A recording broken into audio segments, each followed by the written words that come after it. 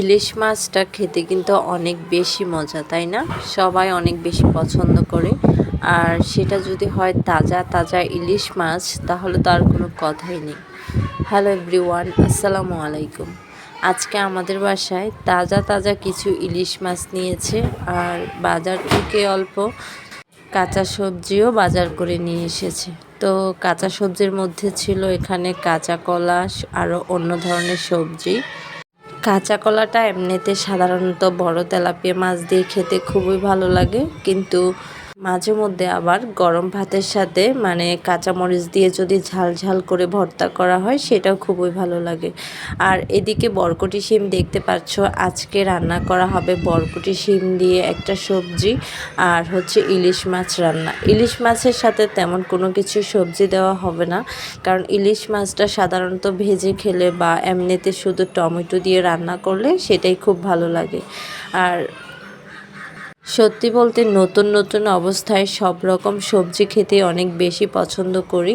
তো যাই হোক, এদিকে আন্টি ইলিশ মাছগুলো কেটে নিচ্ছে। মাশাল্লাহ, একদমই তাজা ছিল মাছগুলো, খেতেও কিন্তু অনেক ভালোই লেগেছে। আর যে কোনো মাছ তাজা খেতে অনেক বেশি মজা, আর সেটা যদি হয় ফ্রেশ ফরমালিন মুক্ত, তাহলে তো আর কোনো কথাই নেই।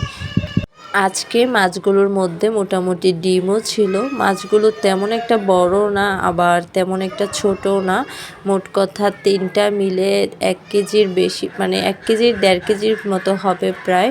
তো ডিমও হয়েছিল, মাশাল্লাহ খুবই ভালো লেগেছে। সত্যি বলতে ইলিশ মাছের চেয়ে ইলিশ মাছের ডিমটাই কিন্তু খেতে বেশি ভালো লাগে আমার কাছে। একটু ঝাল ঝাল করে যদি ভাজা করা হয়, গরম ভাতের সাথে অনেক বেশি মজা হয়। তো এক এক করে মাছগুলো প্রায় কাটা হয়ে যাচ্ছে, আর ওইদিকে আমি সবজিগুলোকেও বেছে নিচ্ছি কোনটা কি রান্না করা যায়। আজকে অনেক বাজার করা হয়েছে বাসায়, পটলও নিয়ে এসেছে। আজকে আর পটলটা রান্না করব না, আজকে শুধু সবজি আর মাছটা রান্না করব। আর পটলটাকে কালকে লম্বা করে কেটে চাকচাক করে ভাজি করব। এদিকে আন্টি কি সুন্দর করে ইলিশ মাছের ডিমটাকে বের করে নিচ্ছে, দেখো ভালো লাগছে, তাই না? দুপুরের জন্য সব কিছু সবজি মাছ কাটাকুটি রেডি করে নিচ্ছে। রেডি করা থাকলে যে কোনো সবজি বা তরকারি রান্না করতে তেমন একটা সময় লাগে না, খুবই তাড়াতাড়ি হয়ে যায় রান্নাটা। যাই হোক, মাছগুলো কেটে ধুয়ে আন্টি পরিষ্কার করে রেডি করে দিবে, তারপর আপু এদিকে রান্নাটা বসিয়ে দিবে, আর আমি এদিকে সবজিগুলোকে গুছিয়ে নিচ্ছিলাম। লাউ দিয়ে সাধারণত মাছ দিয়ে রান্না করতেই বেশি ভালো লাগে।